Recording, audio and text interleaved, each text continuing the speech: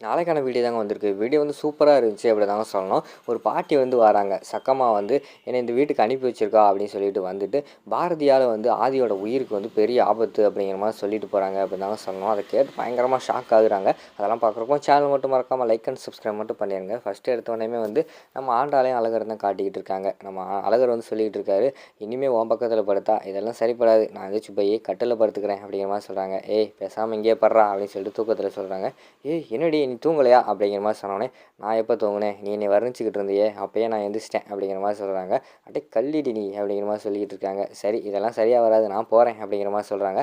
"அதெல்லாம் ஒன்றும் வேண்டாம், மூடிட்டு இங்கேயே படு, இல்லைன்னா அவ்வளோதான்" அப்படிங்கிற மாரி சொன்னோனே, அவர் வந்து அப்படியே பக்கத்தில் வந்து அந்த பக்கம் பெரண்டு படுத்து தூங்கிக்கிறேன் அப்படிங்கிற மாரி சொல்லிவிட்டு அவர் வந்து தூங்கிடுறாரு.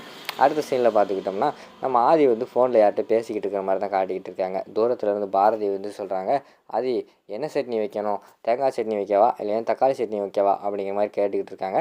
அவர் வந்து ஃபோனில் வந்து பிஸியாக இருக்கார். "என்னடி உங்கள் அப்பா யார்கிட்ட ஃபோனில் பேசிக்கிட்டு இருக்காங்க?" அப்படிங்கிற மாதிரி கேட்டோன்னே, "தெரியலையேம்மா" அப்படிங்கிற மாதிரி சொல்கிறாங்க. சரின்னு சொல்லிட்டு பக்கத்தில் வந்துடுறாங்க.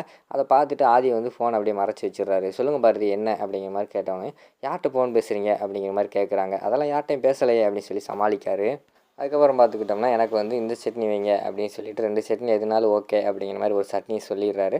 சரின்னு சொல்லிட்டு போகிறாங்க அந்த இடத்துல இருந்து. திருப்பி அவங்க வந்து ஃபோன் பேசிக்கிட்டு இருக்காங்க. அது வந்து பாரதிக்கு வந்து டவுட் வந்துடுது. என்ன நம்ம ஃபோனை மறைச்சி வச்சுக்கிறாரு. அதுக்கடுத்து வந்து ஃபோன் பேசுகிறாரு அப்படின்னு சொல்லிட்டு விறுவிறுன்னு வந்து, "ஒழுங்கா ஃபோனை கொடுங்க. நான் இப்போ நீங்கள் யார்கிட்ட பேசுகிறீங்கன்னு நான் பார்க்கணும்" அப்படின்னு சொல்லிட்டு கேட்குறாங்க. பாரதி அது வந்து ஒன்றும் இல்லை, தெரிஞ்சவங்க தான் அப்படின்னு சொல்லி சமாளிக்காரு. "ஃபோனை கொடுங்கன்னு" சொல்லிட்டு ஃபோனை வந்து பிடுங்கிடுறாங்க. பிடுங்கிட்டு அதை வந்து தமிழ்கிட்ட கொடுக்குறாங்க. தமிழ்கிட்ட கொடுத்துட்டு, "இது யாருன்னு பாருடி" அப்படிங்கிற மாதிரி சொன்னால், அதில் வந்து சாருன்னு போட்டு 2 ஹார்ட் போட்டிருக்கு. "என்ன சாருன்னு போட்டிருக்கு, இது யார் அந்த பிள்ளை?" அப்படின்னு சொல்லிட்டு திருப்பி கால் பண்ணுறாங்க.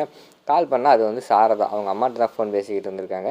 "என்ன உங்கள் அம்மாட்ட ஃபோன் பேசிக்கிட்டு இருக்கீங்க?" அப்படிங்கிற மாதிரி கேட்டவுடனே, "ஆமாம் பாரதி, நான் வந்து அம்மாகிட்ட பேசினா உங்களுக்கு பிடிக்காது, நீங்கள் டென்ஷன் ஆயிடுவீங்களே, அதனால தான் பேரையும் மாற்றி வச்சுருந்தேன், உங்களுக்கு தெரியாமல் பேசிக்கிட்டு இருந்தேன்" அப்படிங்கிற மாதிரி சொல்கிறாங்க. "அப்படியெல்லாம் தேவையில்லைங்க, நான் தான் பேச மாட்டேன்னு சொன்னேன், உங்களை பேச மாட்டேன்னு சொல்லலை, நீங்கள் என்னனாலும் பேசிக்கோங்க.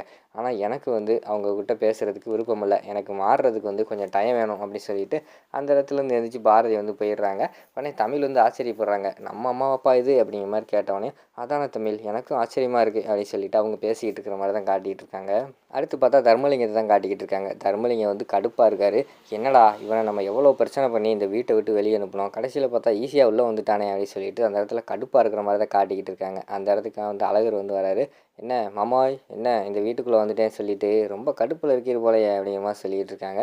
"ஆமாடா, நீ வந்ததுலேருந்து என் வயிறெல்லாம் பற்றி எரியுது" அப்படிங்கிற மாதிரி சொல்லிகிட்டு இருக்காங்க. "இங்கே பாருடா, இந்த குடும்பத்திலேருந்து உன்னை திருப்பி வந்து பிரித்து வெளியில் அனுப்பலை நான் தர்மலிங்கம் கிடையாதா, உன்னை மட்டும் இல்லைடா, உன் ஃப்ரெண்டையும் விட மாட்டேன்டா, அவனையும் பாரதியையும் பிரிக்க போகிறதாண்டா என்னோடய வேலை. இனிமேல் உங்கள் 2 பேரோட வாழ்க்கையில் எந்த பிரச்சனை வந்தாலும் அதுக்கு காரணமே நானாக தாண்டா இருப்பேன்" அப்படிங்கிற மாதிரி சொல்லிகிட்டு இருக்காரு. "யோவ் மாமா, உன்னையெல்லாம் ஒன்றும் பண்ண முடியாத எங்களை, எங்களை வந்து ஒரு ஆளை கூட உன்னால் சமாளிக்க முடியாது, நாங்கள் 2 பேர் இருந்தா நீ சமாளிச்சிருவியா? அது மட்டும் இல்லாமல் நானாவது கொஞ்சம் கோவக்காரன் தான், ஏதோ எடுத்தேன் கவுத்தேன்னு செஞ்சிருவேன், ஆனால் ஆதி வந்து மூளைக்காரன், எதையுமே பிளான் பண்ணி செய்வான், அவன்கிட்டலாம் உன் பப்ஸு வேகாதியா" அப்படிங்கிற மாதிரி சொல்லிக்கிட்டு இருக்காங்க. "டேய் பாருடா, உன்னையும் இந்த வீட்டை விட்டு ஃபஸ்ட்டு அனுப்பலை இல்லையா பாரு" அப்படிங்கிற மாதிரி சொல்லிகிட்டு இருக்காங்க. அந்த இடத்துல பார்த்தா ஆண்டாளு பாட்டி எல்லாம் வெளியில் போனவங்க வந்துடுறாங்க. உடனே, "சரி மாமா, நான் வேணால் வெளியில் போகிறேன், உங்கள் விருப்பப்படியே வந்து இந்த வீட்டை விட்டு வெளியில் போயிடுறேன், உங்களுக்கு தான் வந்து என்னை இந்த வீட்டில் வச்சு பார்க்குறதுக்கே பிடிக்க மாட்டேங்க" அப்படி சொல்லிட்டு நடிக்கிறாரு நம்ம அழகர். உடனே தர்மலிங்கம் அதுக்கு மேலே, "ஏ மாப்பிள, என்னையா நீ இந்த வீட்டில் வந்து சந்தோஷமாக இருக்கணும், என் பிள்ளை கூட சேர்ந்து வாழணும்னு சொல்லி நானே ரொம்ப விருப்பப்பட்டுக்கிட்டு இருக்கேன், நீ என்னடானா வீட்டை விட்டு போகிறேன்னு சொல்லிக்கிட்டு இருக்க, அதெல்லாம் போகக்கூடாது, இங்கே தான் இருக்கணும்" அப்படிங்கிற மாதிரி சொல்லிக்கிட்டு இருக்காங்க.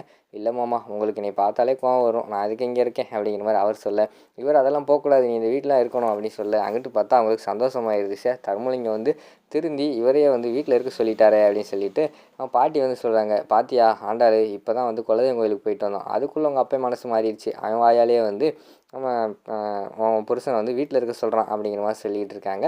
"சரி, நான் வந்து வெளியில் போகிறேன், போய் கம்பெனி விஷயமா வெளியில் போகிறேன்" அப்படின்னு சொல்லிட்டு அந்த இடத்துல இருந்து அழகர் வந்து போகிறாரு. "மாமா நானும் வரேன், கடையில் நானும் தானே பார்ட்னரு" அப்படின்னு சொல்லிட்டு அந்த இடத்துல இருந்து 2 பேருமே ஜோடியாக வெளியில் போயிடுறாங்க. அடுத்து ஒரு பாட்டி வராங்க, குறி சொல்கிற மாதிரி. அந்த பாட்டி வந்து நம்ம இவங்க வீட்டுக்கு வெளியில் நின்றுக்கிட்டு அங்கிட்டு இங்கிட்டு பார்த்துக்கிட்டே இருக்காங்க பாரதி வீட்டில். பாரதி பார்த்துட்டு, "வாங்கம்மா, இந்தாங்கம்மா காசு" அப்படிங்கிற மாதிரி சொல்கிறாங்க. குறி சொல்லாமல், "நான் யார்கிட்டையும் காசு வாங்க மாட்டேன்" அப்படிங்கிற மாதிரி சொன்னோடனே சரின்னு சொல்லிட்டு உள்ளே கூப்பிட்றாங்க. அப்போ வந்து நம்ம ஆதி வந்து தடுக்காரு. "இதெல்லாம் வேண்டாம், அவங்க ஏதாவது சொல்லுவாங்க, மனசு கஷ்டப்பட போகுது" அப்படிங்கிற மாதிரி சொன்னோடனே, "இல்லை, நான் உள்ளே கூப்பிட்டு வச்சு நான் கேட்க போகிறேன்" அப்படின்னு சொல்லிட்டு உள்ளே கூப்பிட்டு வச்சு கேட்காங்க. அந்த பாட்டி என்னடான்னா, "உங்களோட உயிருக்கு வந்து, அதாவது ஆதியோட உயிருக்கு ஆபத்து வருது, அதுக்கு காரணமே பாரதி தான், அப்படி இப்படின்னு இல்லாதமெல்லாம் சொல்ல ஆரம்பிச்சிருது. என்ன பாட்டி சொல்கிறீங்க அப்படின்னு சொல்லிட்டு பாரதி வந்து கோவப்படுறாங்க. இது நான் சொல்லலாமா, இது வந்து ஜக்கம்மா சொல்லி அனுப்பியிருக்கா. ஜக்கம்மா சொல்கிறது தான் என் வாய் சொல்லிக்கிட்டு இருக்கு. உனக்கு வந்து கழுத்தில் 2 தாலி ஏறி இருக்கு சரியா. மொதல் ஹஸ்பண்ட் வந்து அவனோட உயிரை கொடுத்து தான் இந்த 2வது ஹஸ்பண்டே வந்திருக்கான். அப்படி இப்படி சொன்னோன்னா உங்களுக்கு பயங்கரமாக ஷாக் ஆகிடுது. என்னடா நடந்ததெல்லாம் அப்படியே சொல்கிறாங்களே அப்படின்னு சொல்லிட்டு ஷாக்காகி பார்த்துக்கிட்டு இருக்காங்க. ஆனால் வந்து இப்போ பயங்கரமான சுச்சுவேஷனில் இருக்கீங்க. எதிர்த்த வீட்டுக்கும் இந்த வீட்டுக்கும் பயங்கரமான பிரச்சனை வரப்போகுது. 2 வீட்லேயும் சேர்ந்து யாராவது ஒரு உயிர் போக போகுது அப்படிங்கிற மாதிரி சொல்லிகிட்டு இருக்காங்க. உன்னோட உயிருக்கு உன்னால தான் உன் புருஷனோட உயிர் போகிறதுக்கான ஆபத்து இருக்குது அப்படிங்கிற மாதிரி சொன்னோன்னே நம்ம இங்கே பாரதி வந்து அந்த இடத்துல அழுக ஆரம்பிச்சிடுறாங்க. ஆதி விருவன் வந்து ஏம்மா என்னம்மா பேசிக்கிட்டு இருக்கீங்க, இதான் உங்களை வீட்டுக்குள்ளே விடக்கூடாதுன்னு சொன்னேன், கிளம்புங்கம்மா அப்படின்னு சொல்லி திட்டிக்கிட்டு இருக்கிற மாதிரி தான் காட்டுறாங்க. இதோட பார்த்துக்கிட்டிங்கன்னா ஃபஸ்ட்டு பார்ட்டை வந்து முடிச்சிடுறாங்க.